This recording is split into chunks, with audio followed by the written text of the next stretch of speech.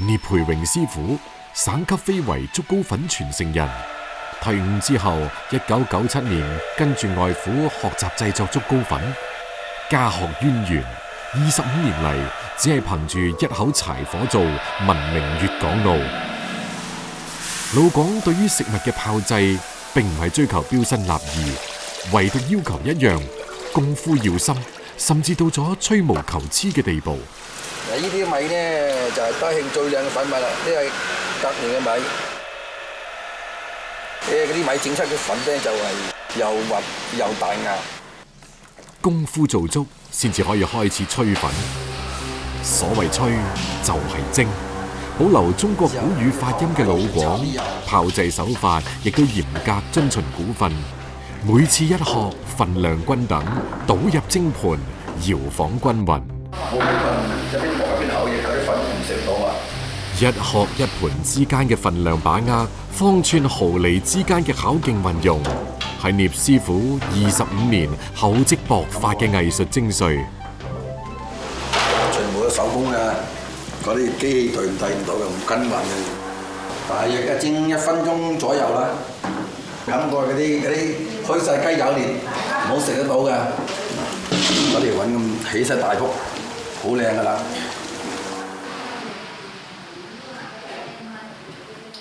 燜之前咧放啲油咧就冇使咁嗰啲粉黐住嗰條竹糕，用攞啲之後撳到嚟。一盤盤吹好嘅粉，就好似一張張透明嘅宣紙，從盤裏面小心咁剝落嚟，晾掛喺竹糕上。竹糕粉並唔係望文生義，因竹糕得名，咁啱就係因為晾曬工序，促成咗風味嘅轉化。德慶本地嘅甜竹，品正性涼，自帶甜香，熱粉吸收咗竹香，從而具有咗清甜解熱嘅特點。竹糕粉嘅真諦就係喺竹同米粉嘅微妙互動中。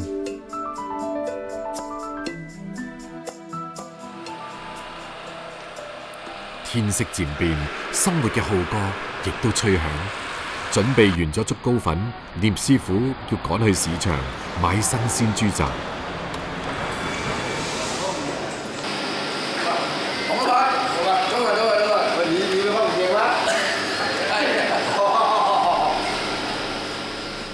凌晨6點嘅市場，對於聶師傅嚟講，與其講係菜市場，不如講係自助式選購站。偉哥，嗰啲靚嘢喎，靚啦，係本地豬，全部本地豬喎。早餐要嘅係快，10分鐘採購就為滿足清晨第一批客人嘅胃口。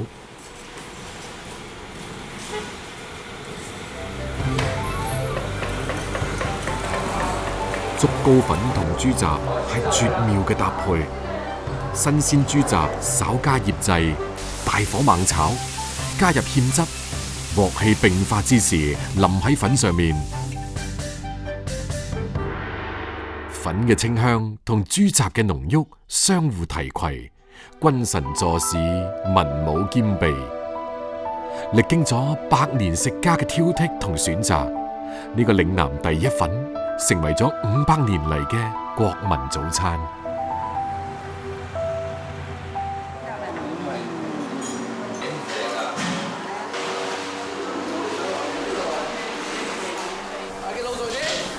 聶師傅嘅吆喝聲，吹粉嘅咕嚕聲，炒豬雜嘅吱吱聲，喺德興人開啟清晨嘅3重奏序曲。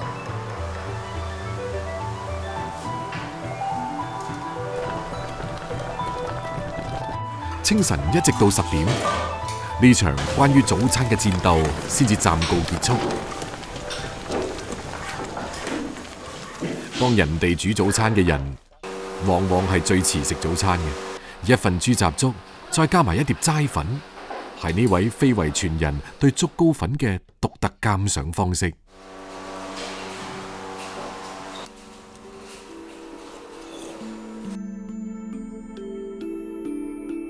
竹同粉都係素淡嘅，只有用25年嘅時光，先至可以品出滋味。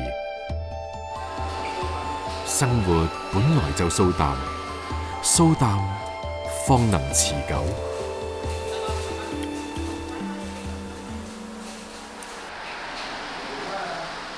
作為竹糕粉嘅靈魂，竹要3年一換，人都要面對歲月。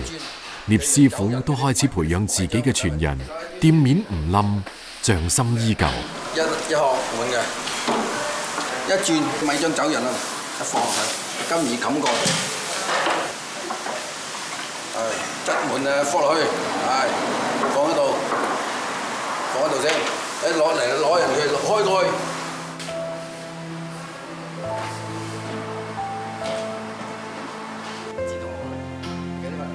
最開心就係自己整出嚟嘅粉，有啲街坊嚟食，都係對自己嘅認可，就係最自豪啦。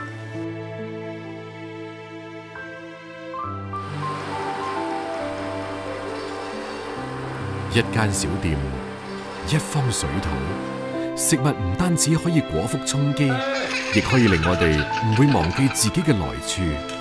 味道先至係回家嘅密碼。因為食物裏面有我哋原始嘅審美同真切嘅經歷，酸甜苦辣鹹，味覺唔會講大話。所有流經過味蕾嘅記憶，塑造咗我哋複雜而美好嘅人生。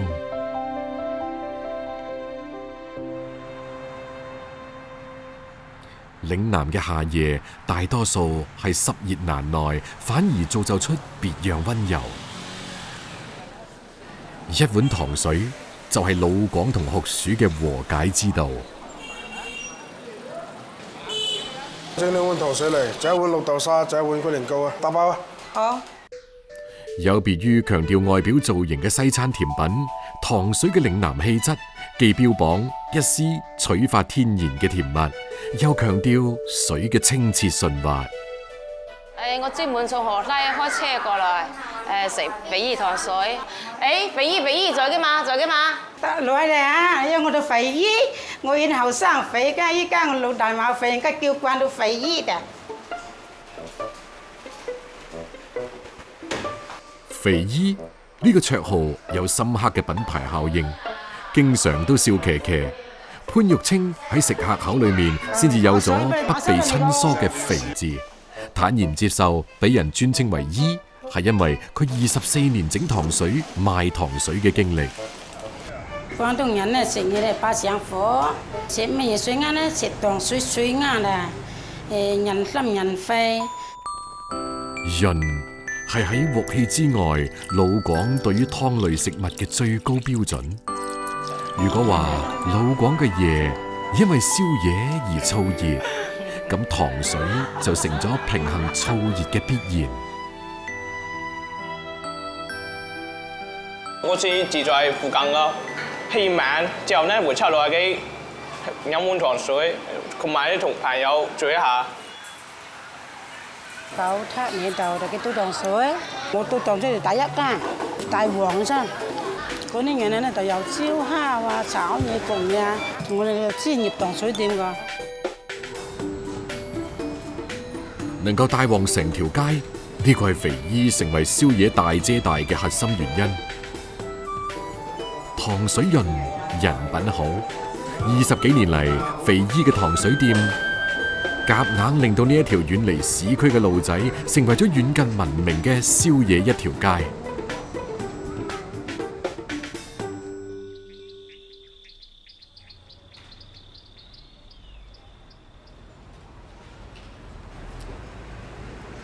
睡到12點鐘就起床，起床咧就備料，備到7點鐘，一面煲就一面賣，3點鐘到4點鐘就收檔。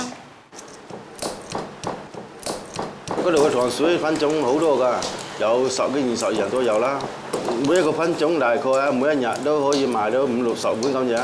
依家龍眼都咁貴啦，因為我哋做龍眼糖水。老廣嘅糖水浸潤住亞熱帶風情，風情則源自本土嘅水果。高州分界鎮係嶺南糖水風情萬種嘅秘密一環。鋼衣搖曳讚冰肌，衣若華清出浴時。講嘅係龍眼。廣東最具盛名嘅龍眼品種喺分界鎮柱梁村。果頭又大，甜脆爽口，好靚㗎。剝開黃褐色外殼，露出乳白色唔透明嘅果肉，口感爽脆，並且有濃郁甜味嘅龍眼被稱為南方人參。因為佢甜度高，當地人將龍眼整果曬製，或者攞出完整嘅果肉控製成乾果。攞咗龍眼，去開佢皮，然後就攞嗰啲工具鉗轉一圈，啲核去掉，而家就燈籠肉就咁樣成啦，好靚啊燈籠肉。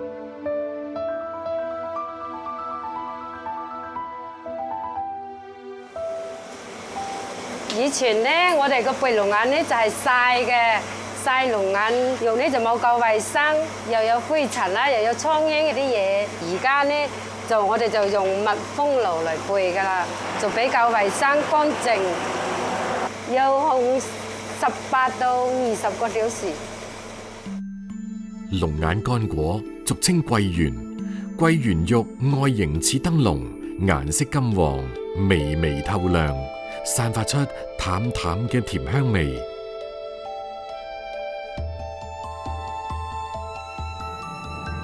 龍眼鮮果同乾果都係製作糖水嘅好材料。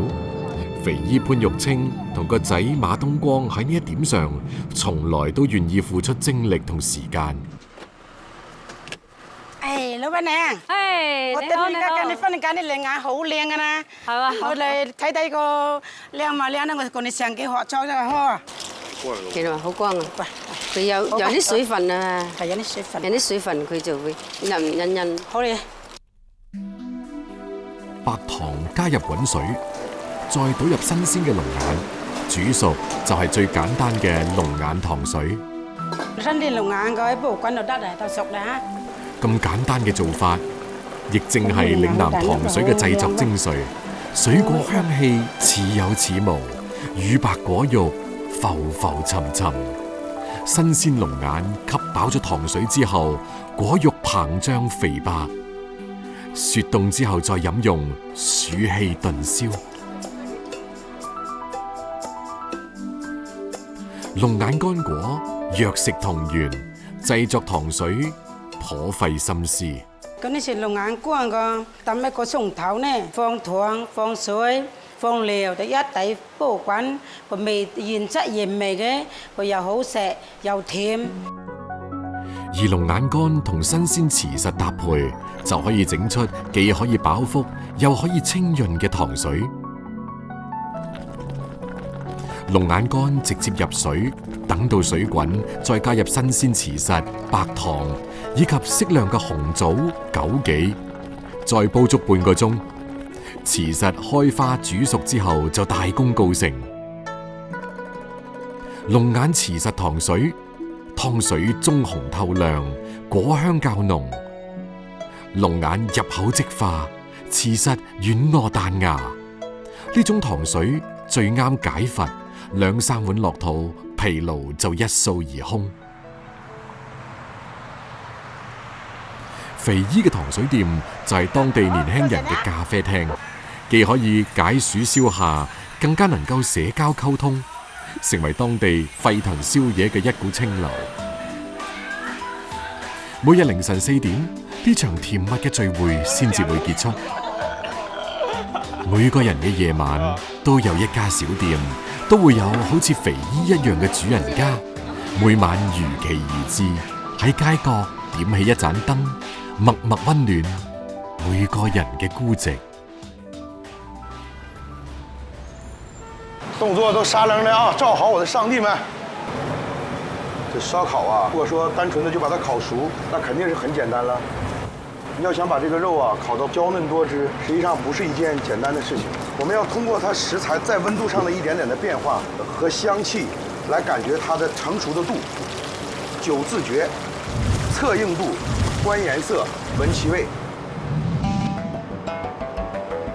燒烤嘅靈魂就係玩火。周海英玩火有自己嘅秘訣，過江龍唔單止企穩咗陣腳，仲有嶺南風味嘅名號。我的呢形象呢比較特殊，是個光頭。我的一些常客呀，大部分常客都叫我光頭老闆。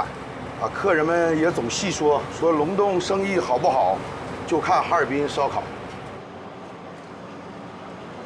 高手永遠會將食材當作值得尊重嘅對手，喺燒烤中學習燒烤，先至可以喺烤蝗蟲嘅事業上，從一個勝利走向下一個勝利。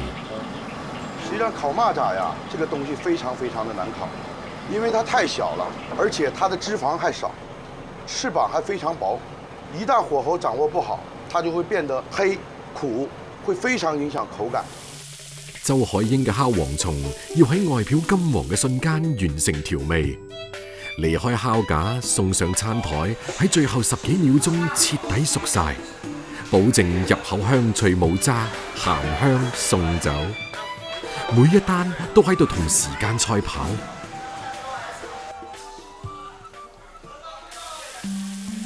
燒烤唔單止係食嘅生意，更加係人情冷暖嘅賣場。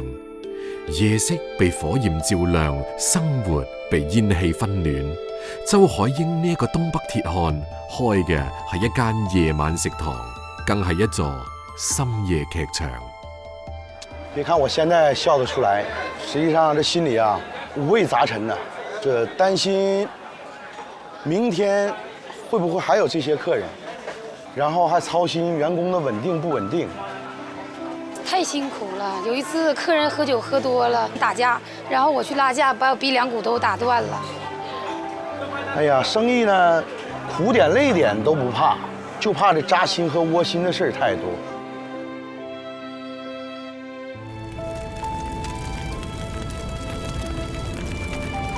燒烤店係白晝與黑夜轉換嘅擺渡人，亦係城市夜歸人療癒孤獨嘅小木屋。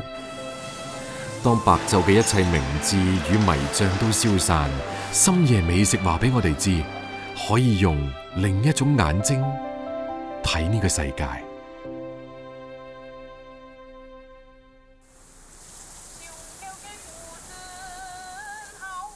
5月，梅雨季節到嚟，淡淡嘅霧氣籠罩住蕉嶺呢一座山間小城。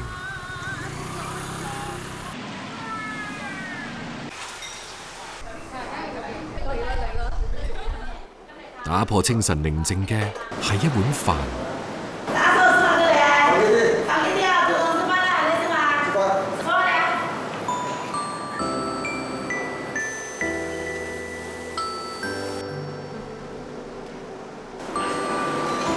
走，嚟啊！這個好多料，這都是對飯比較薄，比較拉薄。客家人以務農為主，早餐之後就要辛苦勞作，直到下午甚至天黑先至可以返屋企。一碗結實嘅米飯先至可以提供足夠嘅熱量。就是習慣了這樣吃，如果哪天不吃的話，感覺自己好像沒什麼力氣一樣。客家人崇尚耕讀全家。清朝廣東籍狀元林少棠回鄉探親，中意用瘦肉、豬肝、豬粉腸煲湯，並且將呢3種食材比作狀元、榜眼、探花。之後用及第湯鼓勵細路勤奮讀書嘅方法流傳至今。時逢今日，客家學子迎接高考嘅早餐，一定少唔到一碗紅糟及第湯。我們的集體堂是放了紅旗，希望考生考得順順利利，金榜題名。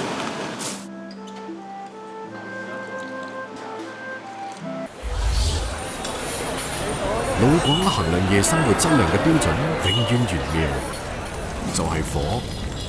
燒烤古時叫隻，呢個係一種直接使用火焰烹製食物嘅古老方式。幾張台凳，一部烤爐就可以搭出一個深夜食堂。乜嘢先至係老廣宵夜江湖嘅主旋律？答案只有一個。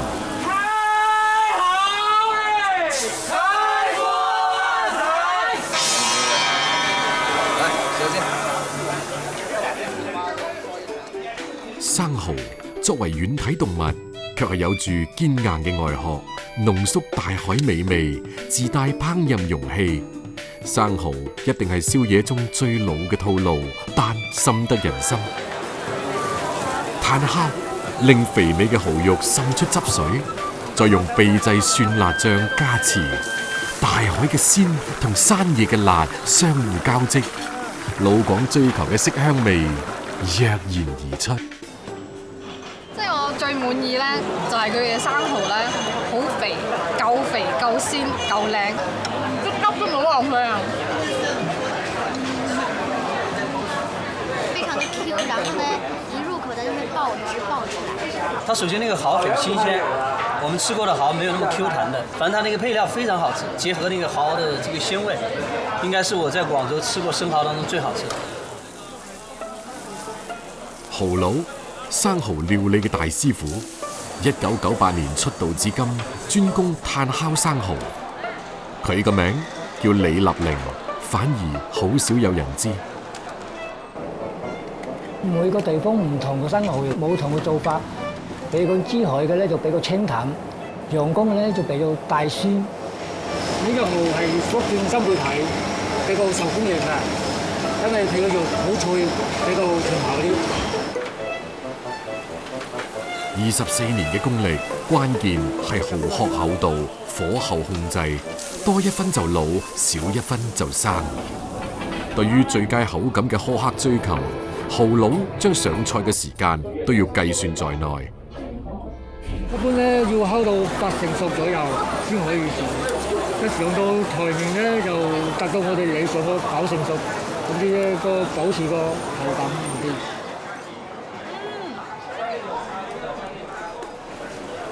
一樣嘅生蠔養活咗百家嘅生意。喺蠔佬少就係多嘅烹飪哲學裏邊，有一個難以複製嘅秘密武器。冇拍啦，洞門秘方唔過開㗎，唔過開㗎。呢個洞門秘方咧係我揾食嘅架撐嚟嘅。曾經有人出錢賣，我唔肯賣，甚至連埋我老婆都唔知道嘅。但是現在在我手上，冇計，跟你揾食。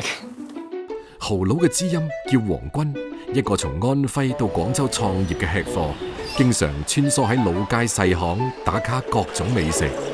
幫我來一個招牌牛雜。喺一次偶然嘅宵夜飯局裏邊，黃軍同蠔佬從一見如故嘅生蠔知己，變成咗事業上嘅最佳拍檔。我們目前的生蠔的做法有8種，蠔佬他的技術是得到了這個認可。鮑魚切片，大蝦開邊，加入生蠔，粥水浸潤，煲出大海嘅鮮，秘製醬汁鹹鮮交融，蒜鮮生蠔烘托出大海嘅甜。雞子攜手小龍蝦同生蠔喺炭火上共舞，海洋同陸地、鹹水同淡水共同催生出大海嘅暖。無論你係偏愛清淡定係鍾情重口，總有一款可以滿足你挑剔嘅味蕾。對於將生蠔作為終身事業嘅兩兄弟，佢哋一直喺度等待嚟自大海嘅消息。哎，老闆娘您好，您好。哎，你訂的那個生蠔明天到貨了哦，一雙意大利特大的野生蠔。哎，好的，我明天就去看貨，你給我留着。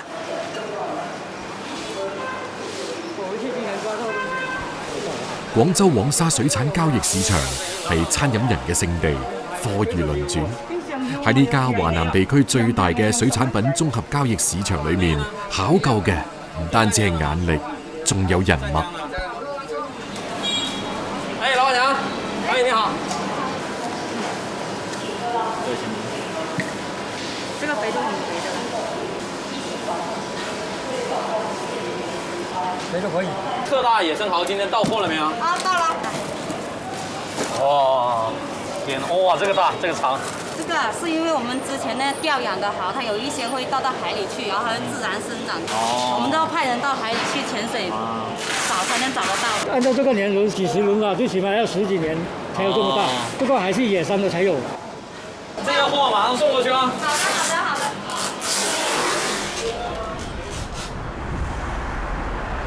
物以稀為貴，野生大蠔到貨嘅消息，隨住夜幕降臨，早已經喺食家嘅朋友圈裏面不脛而走。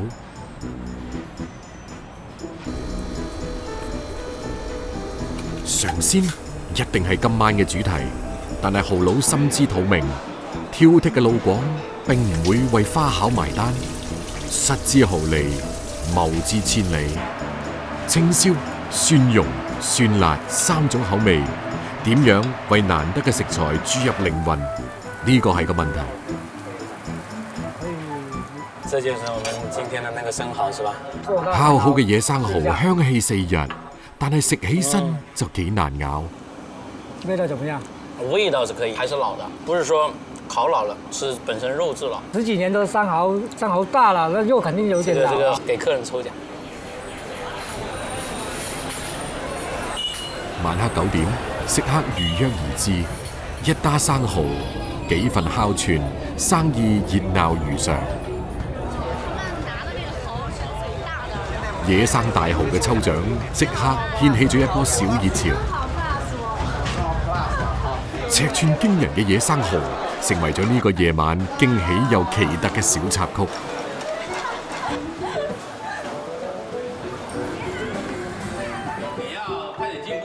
深夜3點，生蠔創業2人組終於得閒，趁住夜色飲翻杯，將美味享受做成咗工作同事業。當初或者只係一時衝動，但係對食材嘅執着同對技藝嘅堅守，或者喺度敘述另一個故事。對於生活嘅雄心壯志，先至係茫茫黑夜中嘅北斗星。我們繼續加油！